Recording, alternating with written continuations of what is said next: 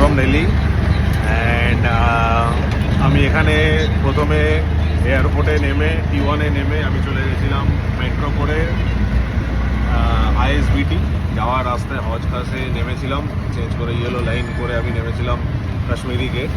But Kashmiri gate থেকে আমি যেখানে যাচ্ছি সেখানকার বাস ছাড়ে না, তো সেটা আমি জানতাম না, আগে আমার ফাইন্ড আউট করে নেওয়া উচিত ছিল।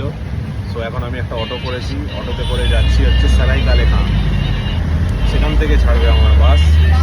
তো ডেইলি অটোতে যাচ্ছি।